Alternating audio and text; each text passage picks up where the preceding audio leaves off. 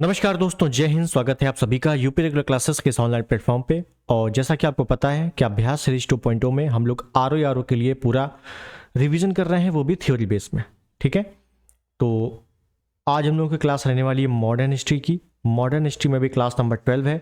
इसके पहले 11 क्लासेस हो चुकी है, ठीक है ना, मॉडर्न हिस्ट्री में, जिसमें हम लोगों ने बहुत अच्छी अच्छी क्रिटिकल कंडीशंस वाली चीज़ें पढ़ चुके हैं, जहाँ से क्वेश्चन अच्छे खासे बनते भी हैं और चीज़ें समझ में नहीं आती।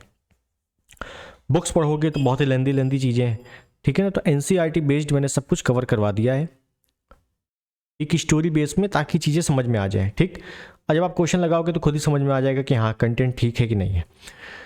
तो आज क्लास नंबर 12 है, तो चलिए शुरुआत करते हैं। इंडियन नेशनल मूवमेंट हम लोग कर रहे थे, और इसके पहले अगर आपने वीडियो नहीं देखा हो तो 11वां नंबर वीडियो जरूर देख लेना है, क्योंकि उसी के आगे हम लोग चलेंगे। तो चलिए शुरुआत करते हैं सेशन की। उससे पहले चैनल पे नए हैं, सब्सक्राइब कर देना, वीडियो को लाइक कर देना और शेयर जरूर कर देना, ठीक है ना। शेयर आप लोग जरूर कर दिया करें। चलिए देखिए, पहले थोड़ी सी बात करेंगे। हम लोग कहाँ बात कर रहे थे? हम लोग बात कर रहे थे बंगाल विभाजन। हम लोगों ने बंगाल विभाजन कैसे हुआ था, क्या क्या कंडीशन थी, क्यों हुआ था, जब बंगाल विभाजन हो गया तो उसके बाद क्या क्या घटनाएं घटित हुई, ये सारी चीज़ें हम लोगों ने कवर कर ली थी। ठीक है ना। बंगाल विभाजन केवल बंगाल तक ही था कि पूरे भारत में था? भारत में था तो कहाँ कहाँ था, कहाँ कहाँ किसने इसका नेतृत्व किया, बहिष्कार और स्वदेशी आंदोलन चलाए गए तो किस प्रकार से चलाए गए थे, पूरी कंडीशन हम लोगों ने अच्छे तरीके से पढ़ ली थी इसको। ठीक है, तो बंगाल विभाजन जो 1905 को हुआ था, ये हम लोगों ने देख लिया। अब इसी के आगे बढ़ेंगे, और मैंने कहा था आपसे कि इसके आगे हम लोग करने वाले हैं सूरत अधिवेशन। बिल्कुल क्रम से चलेंगे, ठीक है ना, बिल्कुल क्रम से। अधिवेशन, सूरत अधिवेशन में आपको पता है, आप चूंकि रिवीजन कर रहे हैं तो आपको पहले से पढ़ रखा है आपने कि सूरत अधिवेशन में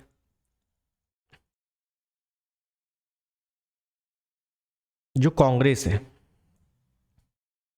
जो कांग्रेस है, ये दो भागों में बट गई थी। एक नरम दल, नरम दल, और एक गरम दल, उदारवादी और उग्रवादी। ठीक है ना, दो दलों में बटी थी। अब दो दलों में बटी कैसे? तो सबसे बड़ी दिक्कत तो यही है ना। प्रश्न आएगा कि ये बताइए दो भागों में बटी कैसे, तो उसके बारे में देखते हैं। तो चलिए शुरुआत करते हैं पूरा अच्छे से। तो अब अपने को देखना है पूरा कैसे क्या हुआ। ठीक है, देखिए 1905 में ही बंगाल विभाजन होता है, उसका विरोध व्यापक तौर पे होता है। ठीक, दिसंबर 1905 को जो अधिवेशन होता है कांग्रेस का,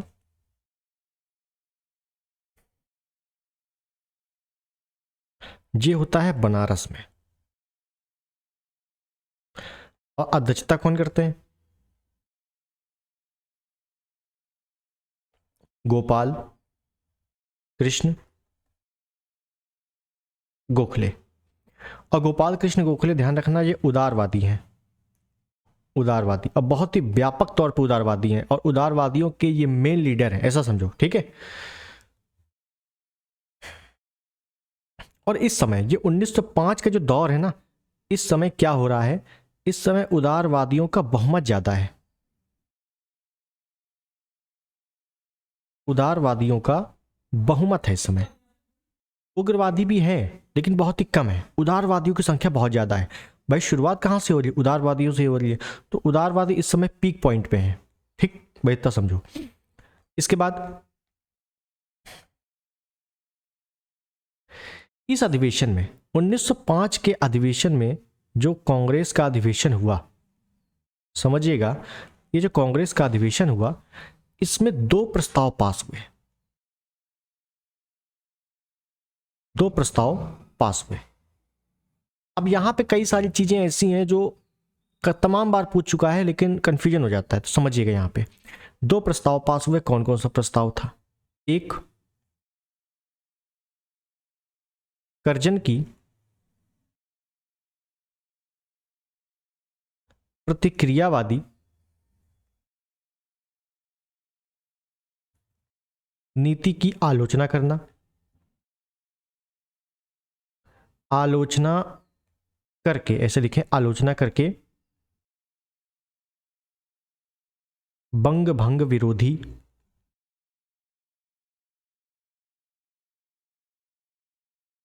प्रस्ताव पास हुआ।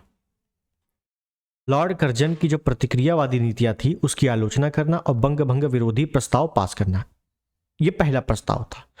दूसरा प्रस्ताव था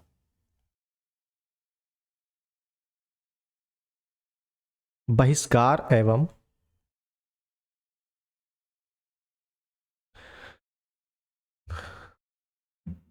स्वदेशी आंदोलन जो हुआ था ना, उसका प्रस्ताव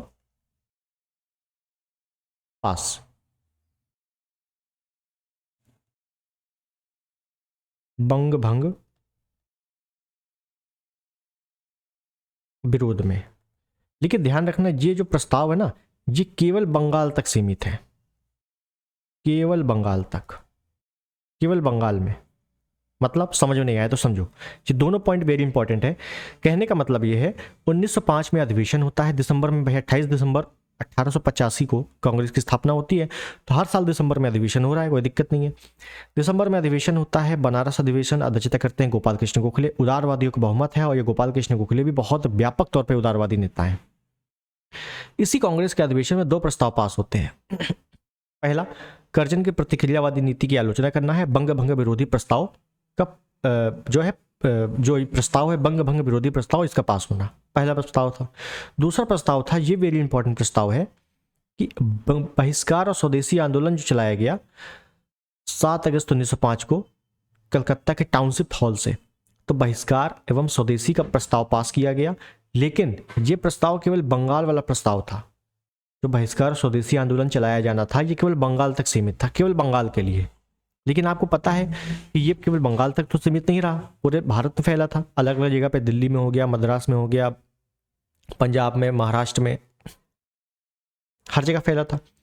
लेकिन 1905 के अधिवेशन में जो बहिष्कार और स्वदेशी आंदोलन का प्रस्ताव पास हुआ था, वो केवल बंगाल के लिए ही था। ये बहुत बार आ चुका है, ठीक है। तो यहाँ पे कंफ्यूजन हो जाता है कि ये पूरे भारत के लिए था कि बंगाल के लिए था, तो केवल बंगाल के लिए था।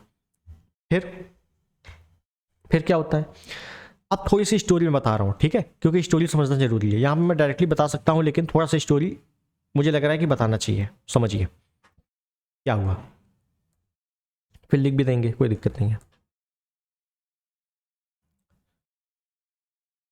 उदारवादी लगातार क्या कह रहे हैं कि हम शांतिपूर्ण तरीके से अपनी बातें मनवाएंगे। शांतिपूर्ण करते करते उदारवादियों ने बंगाल विभाजन करवा दिया। भाई अगर थोड़ा सा अग्रेसिव होते तो हो सकता है बंगाल विभाजन ना होता, लेकिन बंगाल विभाजन करवा दिया। क्यों? क्योंकि उदारवादी ज्यादा थे, यहां कोई दंगा फसाद से मतलब नहीं था इनको। इससे काफी दुखी थे तिलक। मैंने बताया था लाल बाल पाल, ये क्या है? उग्रवादी हैं। तिलक हो गए, अरविंद घोष हो गए, ये सभी क्या है? उग्रवादी हैं। ये कह रहे हैं कि यार बहुत ही शांति कर करके बंगाल विभाजन हो गया, लेकिन अब कुछ नहीं होना चाहिए। तिलक कह रहे हैं मुझे अध्यक्ष बनाओ, मुझे अध्यक्ष बनाया जाए। तिलक कह रहे हैं मुझे अध्यक्ष बनाया जाए, मैं जब अध्यक्ष बनूंगा तो बहुत ही अच्छे अच्छे प्रस्ताव पास करवाऊंगा, और ये अंग्रेजों की ईंट से ईंट बजा दूंगा। कौन कह रहे हैं? तिलक कह रहे हैं। क्यों? क्योंकि ये उग्रवादी हैं। अरविंद घोष व्यापक तरीके से इनका समर्थन कर रहे हैं, क्योंकि ये भी उग्रवादी हैं।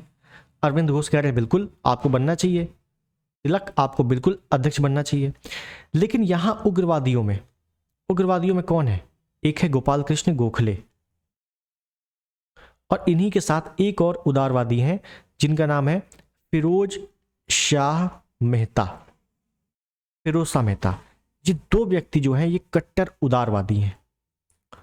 ये कह रहे हैं कि हम चाहे जो कुछ हो जाए, हम उग्रवादी नहीं बनेंगे और ना ही हम किसी उग्रवादी को अध्यक्ष बनने देंगे।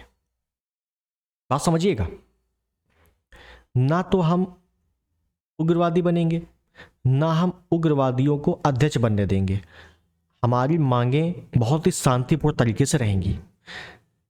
लेकिन तिलक क्या चाह रहे हैं? तिलक चाह रहे हैं कि नहीं भाई, अब मांगों से कुछ नहीं होने वाला, अब थोड़ा सा हमें अग्रेसिव अपनाना पड़ेगा, अग्रेसिव तकनीक या अग्रेसिव तरीका अपनाना पड़ेगा। तिलक ने कहा अरविंद घोष ने कहा कि 1905 में तो चलो गोपाल कृष्ण गोखले बन गए, लेकिन 1906 में तिलक को अध्यक्ष बनाएंगे। कौन कह रहा है? अरविंद घोष। कि तिलक आप अध्यक्ष बनोगे 1906 में। ठीक, ये बात पता चली गोपाल कृष्ण गोखले को। ये बात पता चली गोपाल कृष्ण गोखले को। कौन सी बात? कि तिलक और अरविंद घोष उग्रवादी जो नेता हैं, तमाम नेता हैं, तमाम नागरिक हैं, क्योंकि भाई उग्रवादियों की संख्या भी बढ़ रही है लगातार। उग्रवादी जो नेता है वो चाह रहे हैं कि तिलक अध्यक्ष बने, लेकिन गोपाल कृष्ण गोखले, फिरोज शाह मेहता कह रहे हैं कि नहीं, हम दोनों के होते हुए कोई उग्रवादी अध्यक्ष नहीं बनेगा। ठीक, तो फिर क्या होगा? समय आया। कौन सा समय आया? दिसंबर 1906 का समय आया। कलकत्ता अधिवेशन हुआ।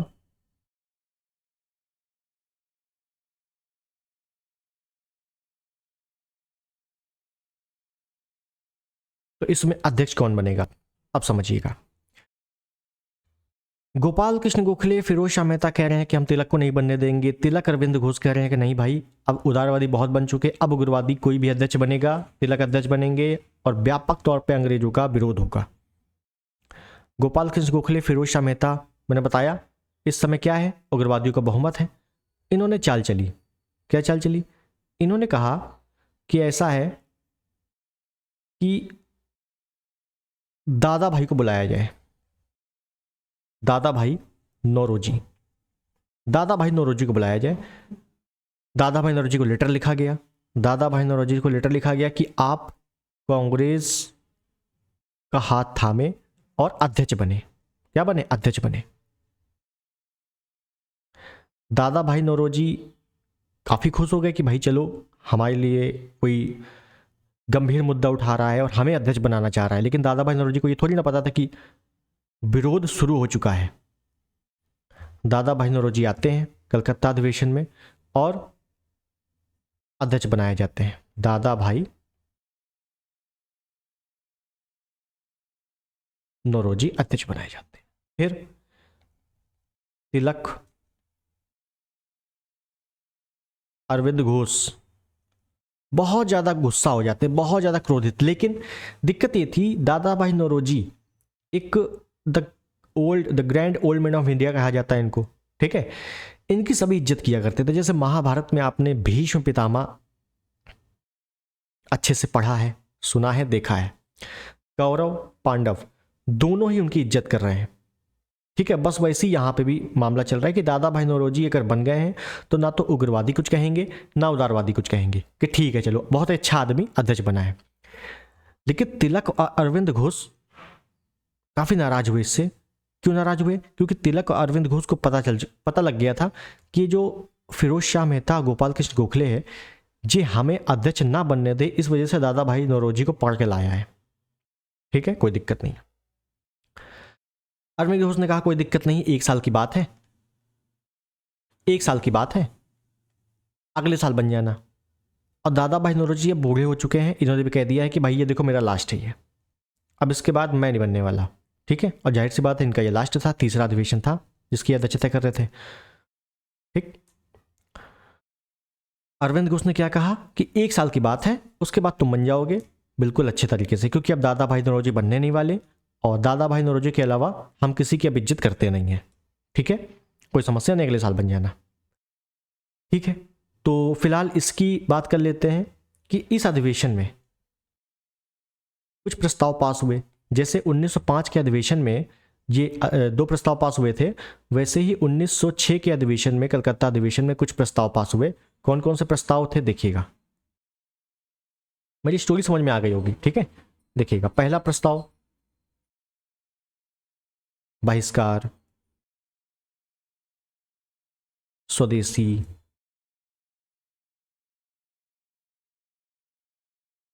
राष्ट्रीय शिक्षा, स्वराज्य। यहां पे जो स्वराज्य की बात है ना, ये केवल स्वशासन से संबंधित है, ये पूर्ण स्वतंत्रता की बात नहीं कर रहा है। ठीक है, स्वशासन। पहली बार स्वराज्य शब्द का प्रयोग कलकत्ता अधिवेशन में किया गया था। ठीक है, अब बहिष्कार स्वदेशी, अब आप कहोगे कि भाई साहब ये बहिष्कार और स्वदेशी प्रस्ताव तो यहाँ भी पास हुए हैं 1905 में, लेकिन ये केवल बंगाल के लिए हैं। देखिए मैंने लिखा है ना, यहाँ पे क्या है, यहाँ संपूर्ण भारत के लिए प्रस्ताव पास हो गए कि हाँ भाई अब जो है संपूर्ण भारत में बहिष्कार और स्वदेशी आंदोलन चलाया जाएगा। ठीक है। और राष्ट्रीय शिक्षा, अब चूंकि बंगाल विभाजन हुआ था तो राष्ट्रीय शिक्षा की भी स्थापना हुई थी। ठीक है, पिछले रन पे बात कर चुके थे इसके बारे में। और स्वराज का भी प्रस्ताव पास हुआ, वो भी केवल स्वशासन से संबंधित था। ठीक, अब क्या हुआ आगे, एक साल बीता। अब एक साल बीता और अरविंद घोष, तिलक, इन दोनों को लग रहा था कि चलो कोई दिक्कत नहीं, एक साल की बात है, अगले साल तो हम अध्यक्ष बनेंगे ही बनेंगे। गोपाल कृष्ण गोखले और फिरोज शाह मेहता को भी लग रहा था कि यार अब हमारे पास दादा भाई नौरोजी तो फिर वापस आएंगे नहीं, क्योंकि अब ये बूढ़े हो चुके हैं और किसी की इज्जत ये करेंगे नहीं। तिलक और अरविंद घोष, उग्रवादियों की भी संख्या बढ़ रही है, क्या करें अब। मेन तिलक ही है जिसको अध्यक्ष बनना है और सभी लोग इसी को अध्यक्ष बनाना चाह रहे हैं और कोई अध्यक्ष बनना नहीं चाह रहा, क्या करें। दिमाग लगाया उन्होंने भी और फिर आया वो दिन। कौन सा दिन, सूरत अधिवेशन। ठीक, क्या हुआ देखिए, इसमें होता क्या है मामला। मामला ये होता है, ये कब हुआ है, ये दिसंबर 1907। ठीक है, यहां पे मैं बता रहा हूं अलग से, फिरोज शाह मेहता प्लस गोपाल कृष्ण गोखले जी अपनी प्लानिंग बता रहे हैं, प्लानिंग बना रहे हैं कि यार तिलक को अध्यक्ष बनने से कैसे रोका जाए। हमने 1906 में तो रोक लिया दादा भाई नौरोजी को बुला के, लेकिन अब कैसे रोकें। तो बड़ी देर बाद एक दिमाग में सूझा एक आइडिया। कांग्रेस की स्थापना के समय कुछ रूल बनाए गए थे। वो रूल क्या था कि कांग्रेस का अध्यक्ष वो कभी नहीं बन सकता जहां पर अधिवेशन हो रहा हो। मान लीजिए जैसे मैं कानपुर में हूं, मैं कानपुर का निवासी हूं, ठीक है, मतलब ये सही बात है कानपुर के निवासी हैं, लेकिन समझो यहां मैं कानपुर का निवासी हूं। अगर कानपुर अधिवेशन होता है, अगर कानपुर में कांग्रेस का अधिवेशन हुआ तो मैं इसका अध्यक्ष कभी नहीं बन सकता। अब समझ में आ गई होगी बात। मतलब कहने का कि अगर मैं कानपुर का निवासी हूं तो मैं अधिवेशन का अध्यक्ष नहीं बन सकता। कानपुर अधिवेशन में अगर कानपुर में अधिवेशन हो रहा है तो मैं उसका अध्यक्ष नहीं बन सकता। क्यों? क्योंकि मैं कानपुर का निवासी हूं। अगर मैं प्रयागराज का निवासी हूं और कानपुर में अधिवेशन हो रहा है तब मैं अध्यक्ष बन सकता हूं। यह रूल था। ठीक है, इसीलिए अब यह रूल समझ में आ गया होगा, ठीक है ना, इसको लिखने की आवश्यकता नहीं है। इसीलिए हुआ क्या कि ये पहले अधिवेशन तय हुआ था, पता है कहां पे? ये पहले तय हुआ था नागपुर में। जो पहले 1907 का अधिवेशन कहां होना था, ये नागपुर होना था, नागपुर। और कई किताबों में लिखा है प्लेग वगैरह फैल गया, वो गलत है। ठीक है, नागपुर में होना था। अब जब नागपुर में होना था, जब ये आइडिया इनको सूझा तो इन्होंने कहा ऐसा है नागपुर से चेंज करो, सूरत कर दो। जैसी सूरत करेंगे तो होगा क्या, तिलक यहां का निवासी है, उसका निवास स्थान इसी के अंडर क्षेत्र में आता है और वो फिर अध्यक्ष नहीं बन पाएगा। कौन? तिलक फिर अध्यक्ष नहीं बन पाएगा। और यही चाह रहे हैं, यही हम चाह रहे हैं कि तिलक अध्यक्ष ना बने। ठीक है, तो इसी वजह से नागपुर से चेंज करके सूरत किया गया। कब? 1907 में। और तिलक अध्यक्ष नहीं बन सके।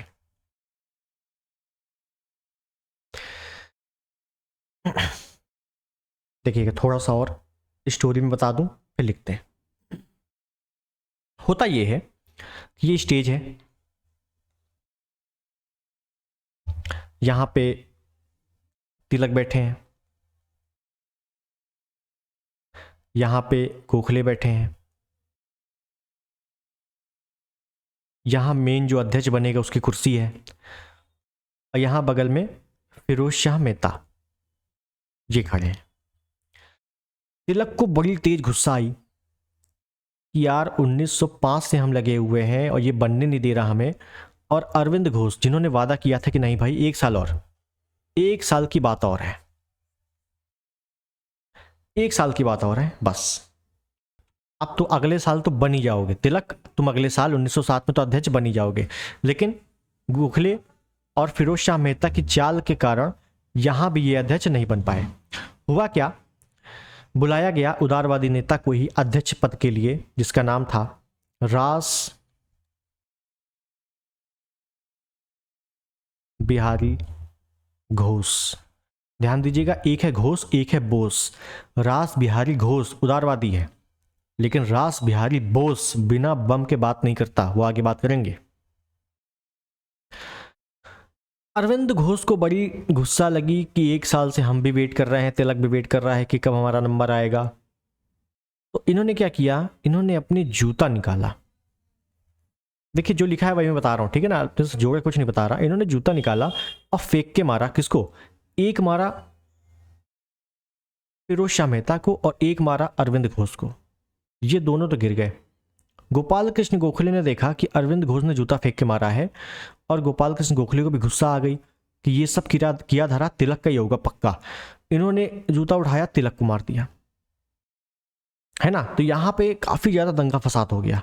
अब जब दंगा फसाद हो गया, जूते चल गए, तो भाई क्या एक रहेंगे, बिल्कुल नहीं रहेंगे। तो यहां पे गरम दल नरम दल 2 दल हो गए कांग्रेस के, ठीक है। तो यहां पे यही कारण था कि कांग्रेस के 2 दल हो गए, काफी दंगा फसाद हुआ। फिर क्या होता है समझिए।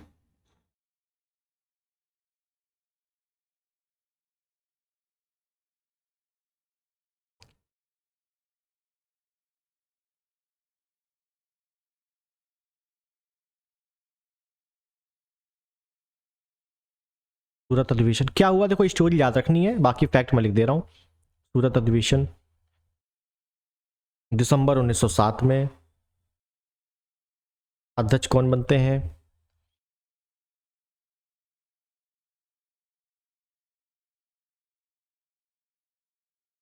रास बिहारी घोष, ठीक है। और यहां पे जो दंगा फसाद हुआ उसके कारण क्या क्या हुआ देखिएगा। तो पहला पॉइंट, उदारवादियों ने उग्रवादियों को कांग्रेस से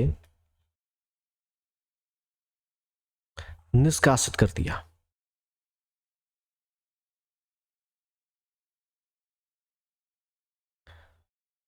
दूसरा पॉइंट, तिलक ने क्षमा याचना की। तिलक ने माफी मांगी थी। देखो जूता तो किसने फेंका था, अरविंद घोष ने, अरविंद घोष की गलती थी। लेकिन तिलक ने कहा था, तिलक को जानते थे तिलक कि अगर हम कांग्रेस हट गए तो हम अकेले कुछ नहीं कर पाएंगे, देखो ठीक है। तो तिलक ने इसी वजह से क्षमा याचना भी की थी, चलो गलती हमारी है, कोई दिक्कत नहीं है, हमें वापस ले लिया जाए। लेकिन तिलक ने क्षमा याचना की, लेकिन नहीं माने, लेकिन नहीं माने। और क्या हुआ,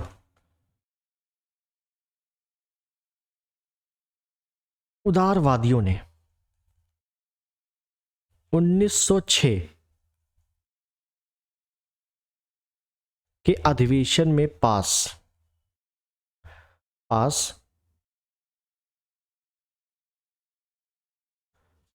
कितने प्रस्ताव पास हुए थे देख लेते हैं। 1906 में 4 प्रस्ताव पास हुए थे। तो 1906 के अधिवेशन में पास 4 प्रस्ताव या चारों प्रस्ताव रद्द कर दिए। रद्द कर दिया। क्यों रद्द क्यों कर दिए? क्योंकि उग्रवादियों पर मतभेद था और ये जो प्रस्ताव थे ये उग्रवादियों के ही कहने पर ही पास करवाए गए थे। भाई आप समझो ना, बहिष्कार स्वदेशी आंदोलन है, आंदोलन कौन चलाते हैं? उग्रवादी। राष्ट्रीय शिक्षा स्वराज ये सब स्थापना कौन कर रहे हैं? उग्रवादी। तो यहाँ पे क्या हो रहा है कि उग्रवादियों के द्वारा जो 4 प्रस्ताव थे इनको रद्द करवा दिया कि 1906 में जितने प्रस्ताव पास हुए हैं सबको रद्द करो, उग्रवादियों को भगाओ यहां से। ये चीज हुई। अब क्या हुआ आगे? उदारवादी, उग्रवादी, नरम दल, गरम दल 2 भागों में बट गए। अब कांग्रेस क्या, सॉरी, सरकार क्या कर रही है? अंग्रेज सरकार। अंग्रेज सरकार ने देखा कि यार मौका तो बढ़िया है, हम वैसे भी कांग्रेस को दबाना चाह रहे हैं, कांग्रेस आपस में ही लड़ रहे हैं, मौका बहुत ही अच्छा है, इस मौके का फायदा उठाना चाहिए, क्या करें? तो क्या किया सरकार ने? सरकार ने क्या किया?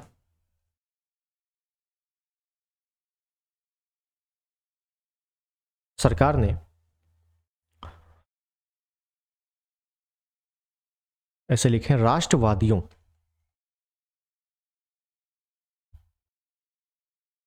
को दबाने हेतु कि अब हम अगर कुछ ऐसा करते कि सब दब जाए और जो कांग्रेस है वो हमारे विरुद्ध कुछ कर ना पाए, तो सरकार ने राष्ट्रवादियों को दबाने हेतु 1907 में भारतीय राजद्रोह एक्ट बनाया। एक्ट बनाया, भारतीय राजद्रोह एक्ट बनाया, ठीक है। और इसी एक्ट के तहत, इसी एक्ट के तहत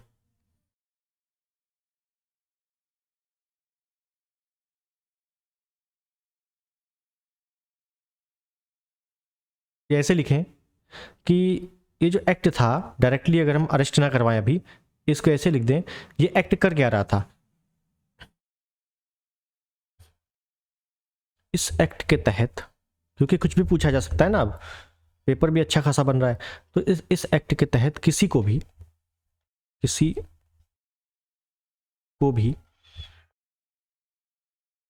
राजद्रोह के आरोप में गिरफ्तार किया जा सकता था, ठीक है। और जब किया जा सकता है गिरफ्तार, तो भाई गिरफ्तार करेंगे। क्या किया? तिलक को इसी एक्ट के तहत 1908 में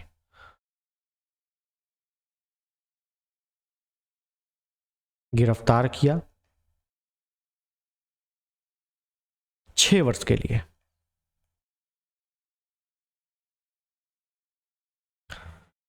मांडले जेल कहां पे है? म्यांमार। मांडले जेल भेजा, मांडले जेल में रखा, ऐसे लिख दें। तो यहां पे तिलक को किस प्रकार से अरेस्ट किया गया है? मतलब देखो, अंग्रेज जानते थे कि तिलक अगर बच गया तो ये कुछ ना कुछ निकल के बाहर जरूर करेगा, क्योंकि उग्रवादी इसके समर्थन में है काफी व्यापक तरीके से।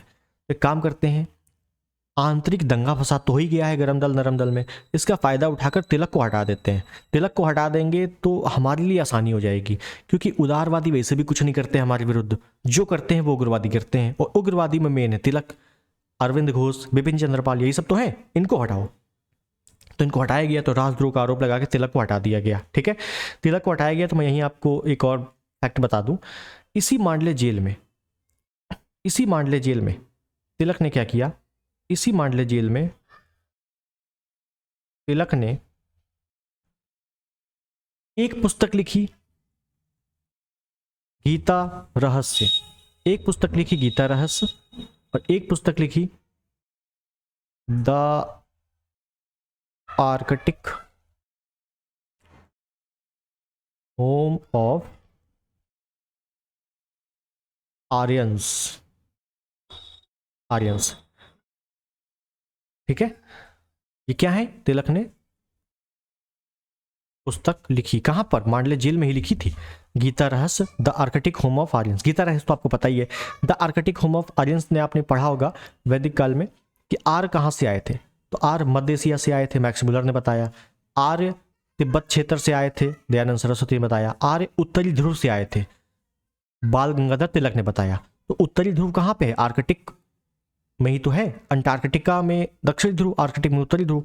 तो उत्तरी ध्रुव से आए थे, तिलक ने बताया। उसी में पुस्तक लिखी the Arctic home of Aryans. ठीक है, ये तिलक की पुस्तक थी।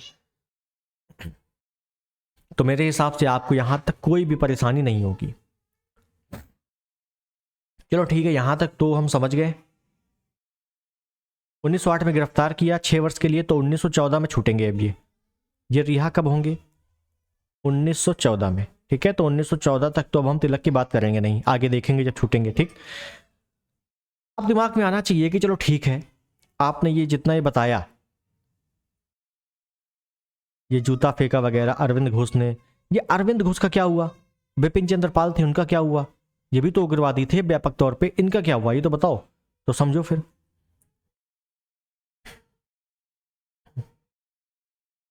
एक बच्चे कौन? अरविंद घोष। और एक बच्चे कौन? बिपिन चंद्र पाल। इनका क्या हुआ? तो अरविंद घोष अलीपुर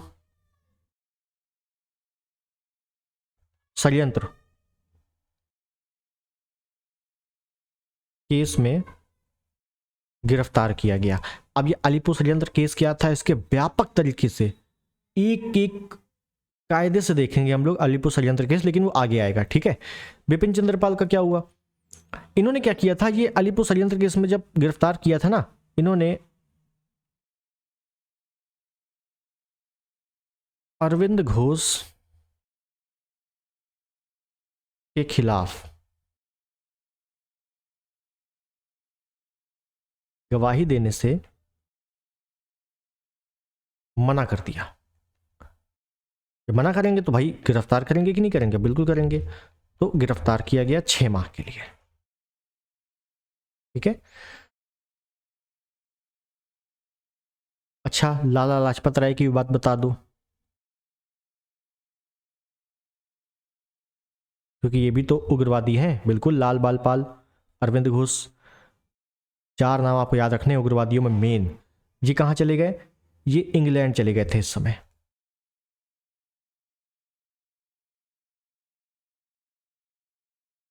ये समय इंग्लैंड चले गए। ठीक है, तो 4 लोग थे उग्रवादियों में। तो तिलक का क्या हुआ, अरविंद घोष का क्या हुआ, और अलीपुर षड्यंत्र बाद में देखेंगे अभी हम लोग। विपिन चंद्रपाल का क्या हुआ और लाला लाजपत राय का क्या हुआ, कैसे ये कहाँ चले गए। ठीक है जी, आपको समझ में आ गई चीजें यहाँ पर अच्छे तरीके से। अब चलो ये तो समझ में आ गया कि चलो ये अरेस्ट हो गए, क्या क्या हुआ था, उग्रवादी, उदारवादी। अब कुछ क्रांतिकारी आंदोलन भी हुए, उनके बारे में देखते हैं। ठीक है, तो कांग्रेस से अभी तक हम लोगों ने क्रम से देखा, अब कुछ उग्रवादी आंदोलन भी होते हैं, उनके बारे में देखते हैं। बुक में भी आपको इसी क्रम में मिलेगा। ठीक है ना, अच्छी खासी कोई बुक पढ़ोगे आप, क्रांतिकारी आंदोलन भी बीच में आएंगे।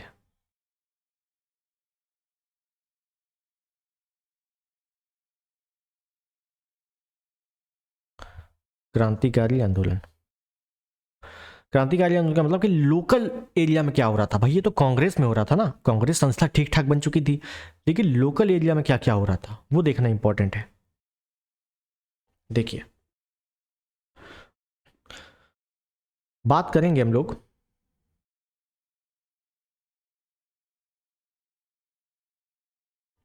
पहली बात करते हैं, ये बात है केस 1 लेते हैं। ठीक है ना, ये बात है 1896-97 की। एक एक केस को अच्छे से स्टडी करना है। ठीक है, ये बात कब की? 1896-97 की। इस समय महाराष्ट्र में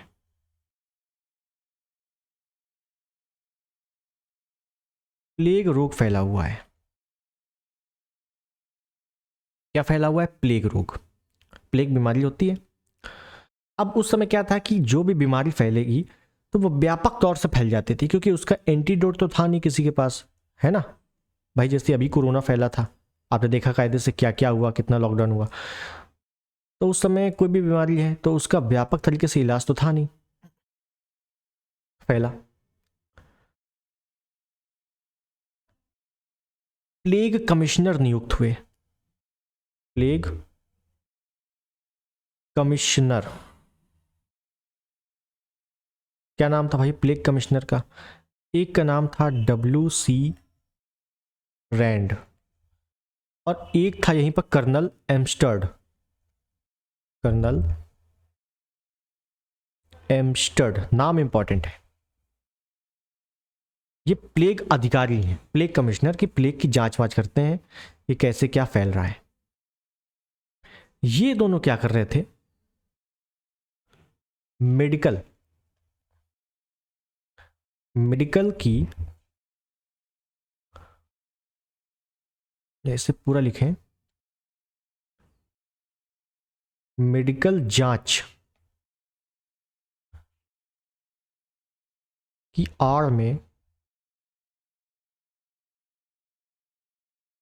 अत्याचार करते थे। समझिएगा, मेडिकल की जांच में अत्याचार करते कैसे? मान लीजिए इनको पता लगा किसी को प्लेग है, तो ये क्या करते थे? महिलाओं को निर्वस्त्र कर दिया करते थे, ठीक है, एक टाइप से दरिंदगी टाइप की बोले तो। मेडिकल की जांच में अत्याचार करते थे, ठीक।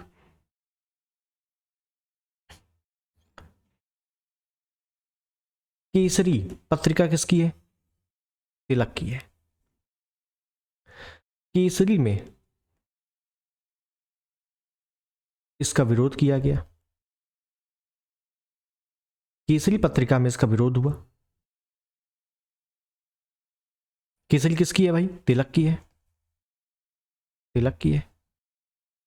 तिलक को पता लगा कि ऐसा ऐसा हो रहा है, तो उन्होंने केसरी में, केसरी द मराठा, मैंने बताया था दोनों है इनकी, तो केसरी में इसका व्यापक विरोध किया, उल्लेख किया। इसी केसरी को पढ़ा, किसने पढ़ा? एक है दामोदर कृष्ण चापेकर, और एक है बालकृष्ण चापेकर। इन दोनों ने केसरी को पढ़ा, और जब ये दोनों चापेकर हैं तो इन्हीं को बोला जाता है चापेकर बंधु।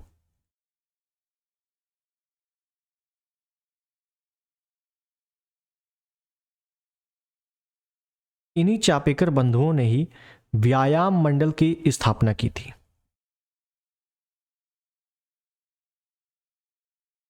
कब की थी? 1896-97 के दौरान ही इन्होंने व्यायाम मंडल की स्थापना की थी। जब इन्होंने पढ़ा केसरी को, अब पढ़ा तो ये प्लेग वाला जो कांड है इनको पता लगा कि यार ऐसा ऐसा कर रहे हैं अंग्रेज। इन्होंने बिना कुछ सोचे समझे उठाई पिस्टल, और ये W.C. रैंड और कर्नल एम्स्टर्ड को तुरंत उड़ा दिया।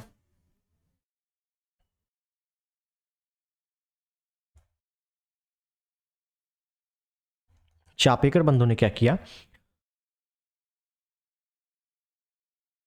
ये बात कब की है पूरा देखेंगे। 22 जून 1897, W.C. रैंड और कर्नल एम्स्टर्ड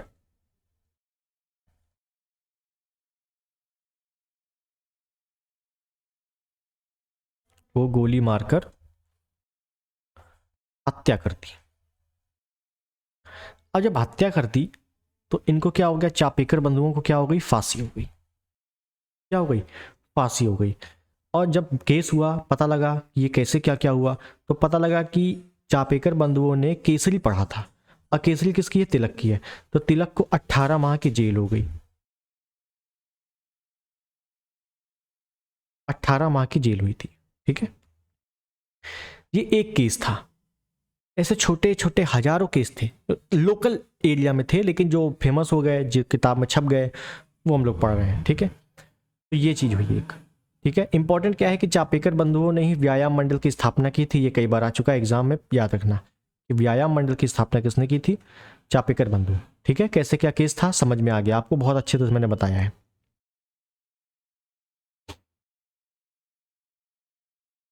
और आगे देखें, केस सेकेंड,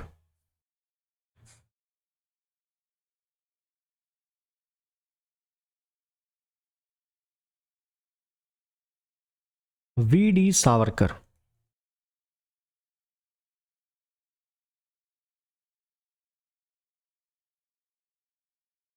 और एक है गणेश सावरकर।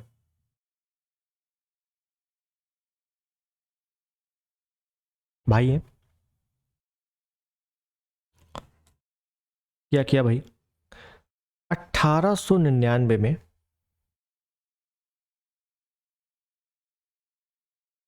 नासिक में मित्र मेला की स्थापना की। क्या था? एक संगठन था। इसी मित्र मेला को आगे चल के 1904 में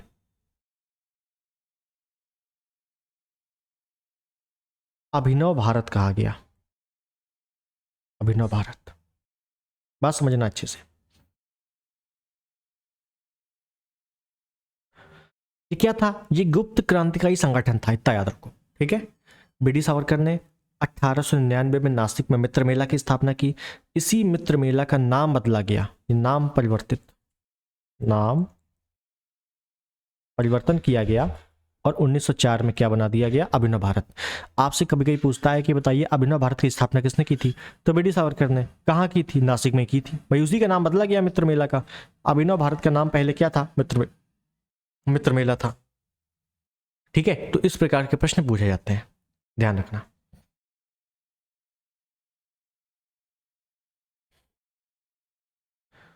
समझिएगा, ये एक स्थापना आपको ध्यान रखनी है केवल। ठीक है, अभी वी.डी. सावरकर आएंगे, ये पूरी स्थापना याद रखनी है।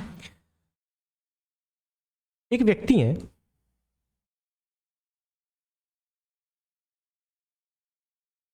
श्याम जी कृष्ण वर्मा, उद्योगपति हैं ये क्या करते थे? ये स्कॉलरशिप दिया करते थे। हर बात हर चीज मैं लिखूंगा नहीं, ठीक है ना, आपने पढ़ा है, रिवीजन हो रहा है। ये था क्या थे? ये उद्योगपति थे, स्कॉलरशिप दिया करते थे। इन्होंने क्या किया?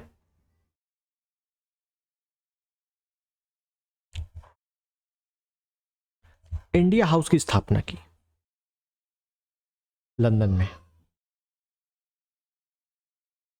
1905 को। कब? 1905 को।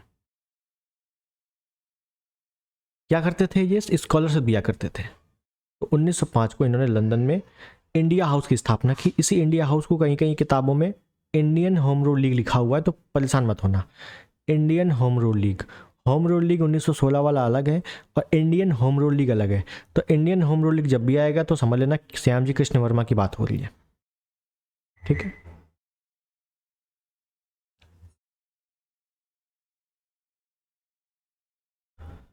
अब क्या होता है समझिए।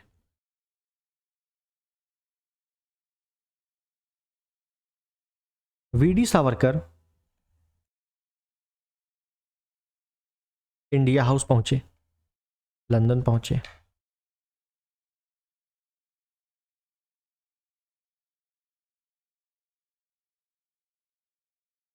और इन्होंने किया क्या? इन्होंने सबसे पहले यहां पर क्या किया? रशियन बम बनाने की तकनीक सीखी। रशियन बम बनाने की तकनीक सीखी किसने? बी.डी. सावरकर ने। और क्या क्या क्या किया बी.डी. सावरकर ने? और क्या किया वो समझना है अपने को। देखिए, वी.डी. सावरकर ने कहां पे क्या किया? इंडिया हाउस लंदन में क्या किया? तो समझ लीजिए यहीं पर इन्होंने free India society, free India society की स्थापना की?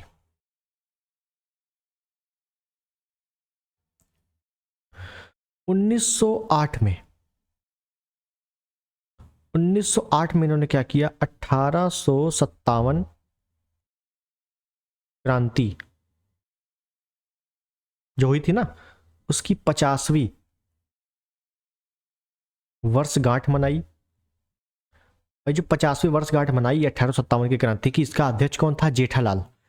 इतना डिटेल हालांकि नहीं पूछा जाता है, लेकिन फिर भी मैंने बता दिया, जेठालाल।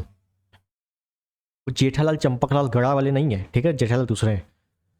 और इन्होंने क्या किया? इन्होंने पुस्तक लिखी। इन्होंने यही पुस्तक लिखी। कौन सी पुस्तक लिखी? The first war of Indian independence.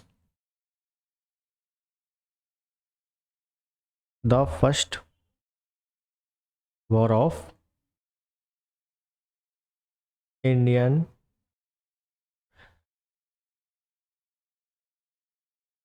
Independence. ये पुस्तक जो है ना, ये 1857 की क्रांति पर आधारित है। पूछा जाता है कि बीडी सावरकर ने 1857 की क्रांति पर कौन सी पुस्तक लिखी थी? तो the first war of Indian independence इन्होंने लिखी थी। ठीक है। अभी जब ये पुस्तक लिखी इन्होंने, तो ये पुस्तक को बैन कर दिया गया था। ठीक है, क्योंकि 1857 की क्रांति सबको पता है कि अंग्रेजों की भी हालत खराब हो गई थी, तो इसको बैन कर दिया गया। इसकी कुछ प्रतियां भारत पहुंची थी और काफी लोकप्रिय हुई थी ये पुस्तक। ठीक है, मैंने क्या बताया आपको? मैंने बताया अभी तक कि बीडी सावरकर, वाय सावरकर, मित्र मेला, अभिनव भारत, फिर श्यामजी कृष्ण वर्मा ने इंडिया हाउस की स्थापना की। इसी इंडिया हाउस में बीडी सावरकर पहुंचे। इन्होंने क्या क्या कांड किए? तो 4 कांड इन्होंने किए। रशियन बम बनाने की तकनीक सीखी, फ्री इंडिया सोसाइटी की स्थापना की 1908 में, 1857 की क्रांति की 50वीं वर्षगांठ बनाई और 1857 क्रांति पर इन्होंने पुस्तक लिखी। अब क्या हुआ यहाँ पे समझना है आपको। ये बात कब की है? ये बात है 1905 में, जब इंडिया हाउस की स्थापना हुई। उसके बाद 1908 में इन्होंने वर्षगांठ बनाई। तो 1908 से 1909 तक की बात है ये। अब हो क्या रहा है? 2 चीजें हो रही हैं यहाँ पे, 2 चीजें हो रही हैं, समझना कौन सी चीज। एक तो इंडिया हाउस में, एक तो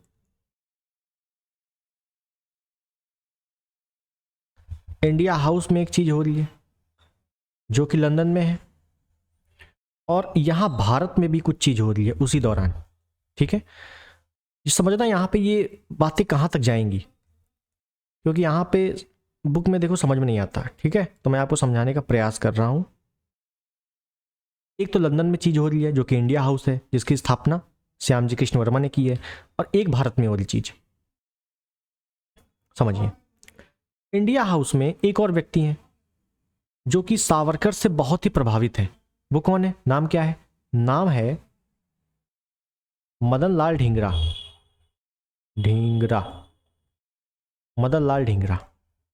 अब देखो यहीं पे क्वेश्चन बनते हैं। क्वेश्चन आपसे पूछा जाए, इंडिया हाउस या श्यामजी कृष्ण वर्मा द्वारा स्थापित लंदन में इंडिया हाउस के निम्नलिखित में से कौन से सदस्य नहीं थे? अब सदस्य कौन कौन है? तो देखो, श्यामजी कृष्ण वर्मा तो है ही है, उन्होंने स्थापना की है। वीडी सावरकर भी पहुंच गए हैं, वो भी बन गए हैं, और मदन लाल ढींगरा भी है। ठीक है ना, बस इसी टाइप से आपको प्रश्न निकालने हैं। मदन लाल ढींगरा, मदन लाल ढींगरा जो है इंडिया हाउस के ही हैं, और मैं यहीं पे लिख दूं, सावरकर से प्रभावित है। सावरकर से बहुत ही प्रभावित है ये। ठीक,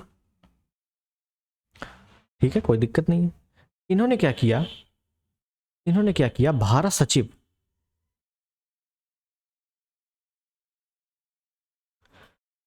भारत सचिव के सलाहकार हैं कर्जन वाइली। तो इन्होंने जुलाई 1909 में, डेट याद रहे ना रहे, सन जरूर याद रहना चाहिए, 1909, 1909 में कर्जन वाइली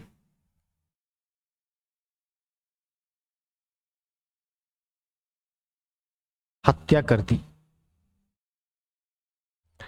हत्या का कारण यह भी था कि श्यामजी कृष्ण वर्मा को काफी प्रताड़ित किया था कर्जन वाइली ने।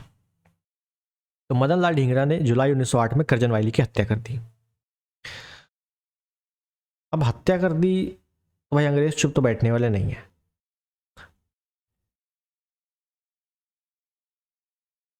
Madan Lal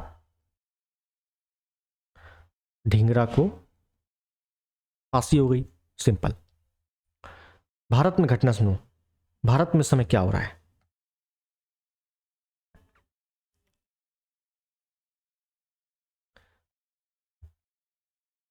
Nashik magistrate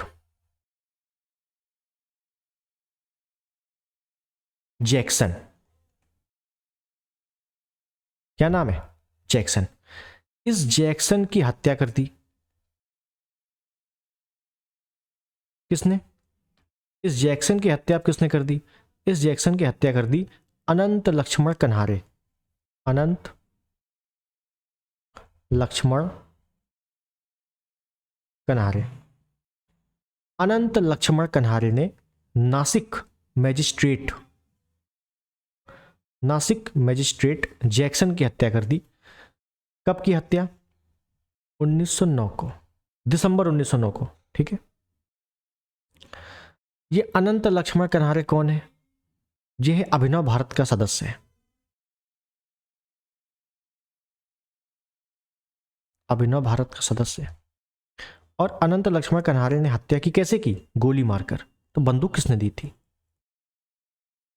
pistol VD Savarkar ने दी थी। अब समझिएगा, एक घटना लंदन में हुई है, मदन लाल ढींगरा इंडिया हाउस के ही हैं, सावरकर से बहुत ही प्रभावित है, करजन वाली की हत्या कर दी। भारत में नासिक षड्यंत्र हुआ है 1909 को। अब देखो, नासिक षड्यंत्र 1909 को जैक्सन जो कि मजिस्ट्रेट है, इसकी हत्या अनंत लक्ष्मण कन्हारे ने की है। पिस्टल किसने दी, वीडी सावरकर ने। कहाँ का सदस्य है, अभिनव भारत की स्थापना वीडी सावरकर ने। जब दोनों की जांच हुई, जब दोनों केसेस की जांच हुई, तो एक कॉमन नाम निकल के आया, वो था वीडी सावरकर। अंग्रेजों ने पूछा करजनवाली की हत्या किसने की, मदन लाल ढींगरा, जो कि सावरकर से बहुत प्रभावित था। अंग्रेजों ने पूछा जैक्सन की हत्या किसने की, अनंत लक्ष्मण कन्हारे ने, जो कि सावरकर से बहुत प्रभावित था, यह सावरकर के आसपास का ही था। पिस्टल भी सावरकर ने दी थी। तो यहां निकल के आया कि भाई 1909 में एक लंदन में घटना हुई, एक भारत में घटना हुई, और दोनों घटनाओं में कॉमन नाम है वीडी सावरकर। कौन है, वीडी सावरकर। लंदन से वीडी सावरकर को गिरफ्तार कर भारत लाया गया।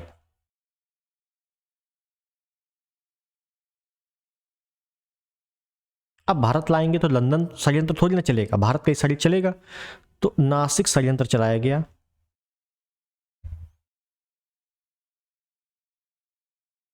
केस चला,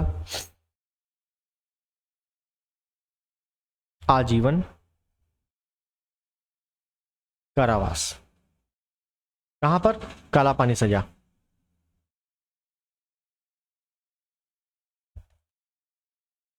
पोर्ट ब्लेयर। अब बात समझ में आ गई होगी आपको, मैंने क्या बोला। मैंने कुछ नहीं बोला, बहुत ही सिंपल तरीके से मैंने समझाया एक एक केस को। मैंने बोला क्रांतिकारी आंदोलन, ये आपको याद रखना है, महाराष्ट्र वाला प्लेग वाला। फिर आपको याद रखना है श्यामजी कृष्ण वर्मा ने, वहां पे वीडी सावरकर है। वीडी सावरकर के संबंध में दो केस थे, ठीक है। दोनों करजन वायली की हत्या मदन लाल ढींगरा ने की 1909 में, कहाँ, लंदन में की। और ये भारत में नासिक षड्यंत्र चला। नासिक षड्यंत्र का 1909 में जैक्सन, नासिक का ही मजिस्ट्रेट है जैक्सन, उसकी हत्या अनंत लक्ष्मण कन्हारे ने की, जो कि वीडी सावरकर से संबंधित था।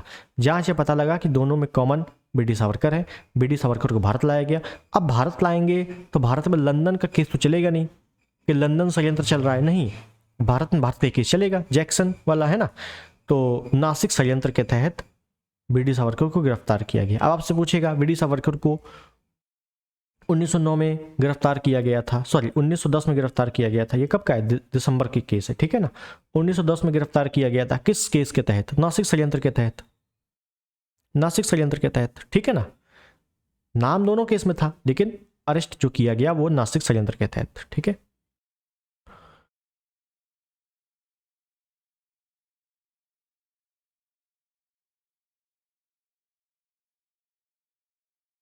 केस तो मेरे हिसाब से यहां पे आपको बात समझ में आ गई है, ठीक।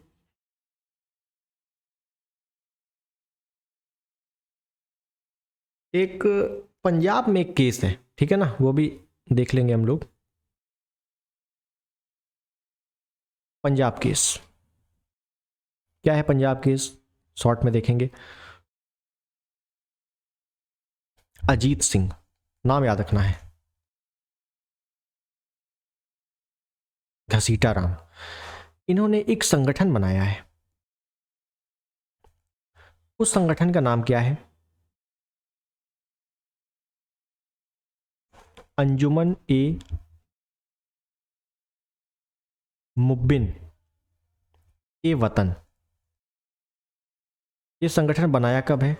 तो 1906 को, पंजाब का है, ठीक है ना। अंजुमन ए मुब्बिन ए वतन, या इसी का नाम सिंपल से देखो, भारत माता सोसाइटी।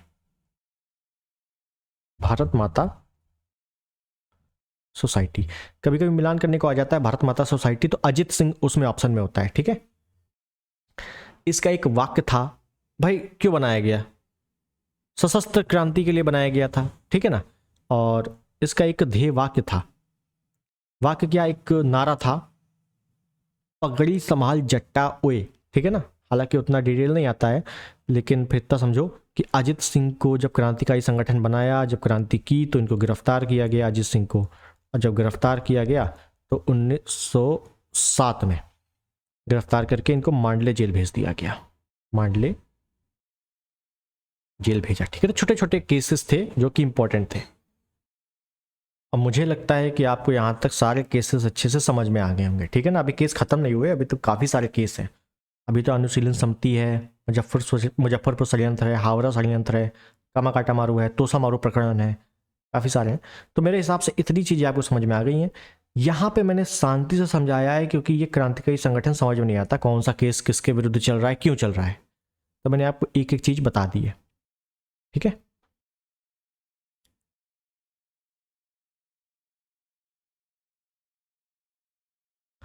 अब जो केस चलेगा अगला, अब हम लोग देखेंगे बंगाल की क्रांति। बंगाल में कौन कौन सी क्रांतियां हुई, ठीक है। काफ़ी सारे केस अभी बाकी है, तो हो सकता है अगला वीडियो भी बहुत ही नॉर्मल रहे, बहुत ज़्यादा चीज़ें ना हो, लेकिन वीडियो लंबा रहेगा, ठीक है। क्योंकि इंपॉर्टेंट है समझना, समझ में नहीं आएगा तो क्या फ़ायदा इतना पढ़ के, ठीक है। और फिर उसके बाद जैसे ही लगेगा कि आज ये नॉर्मल चीज़ है, गांधी जी आ गए हैं, तो थोड़ा सा स्पीड बढ़ा देंगे, ठीक है। कुल मिला के अपने को पढ़ना पूरा है। और ये मैं बता दूं कि पेपर जब होगा तो पेपर के पहले समाप्त हो जाएगा मॉडर्न हिस्ट्री, क्योंकि मॉडर्न हिस्ट्री से सबसे ज़्यादा प्रश्न आते हैं, ठीक। बाकी जियोग्राफी आपका बहुत बढ़िया चल रहा है। पॉलिटी मैंने आपको करवा दी है, क्वेश्चन आंसर के फॉर्मेट में उसको पढ़ लेना। वर्ल्ड जियोग्राफी प्लेलिस्ट बनी है, उतना ही है बस, ठीक है। जो भी मैं ऐड कर रहा हूँ उसमें वो जरूर पढ़ लेना, लेकिन प्लेलिस्ट जरूर देख लेना, बस पहले ही सब कुछ कवर है, फालतू में इधर उधर भटक रहे हो। करंट अफेयर पढ़ना आपको कायदे से, करंट अफेयर और हिंदी, ठीक। तो मिलते हैं अगले टर्न पे। वीडियो पसंद आया हो, चैनल पर नए हो सब्सक्राइब कर देना, वीडियो को लाइक कर देना, शेयर कर देना। मिलते हैं अगले वीडियो में, तब तक के लिए नमस्कार, जय हिंद, वंदे मातरम।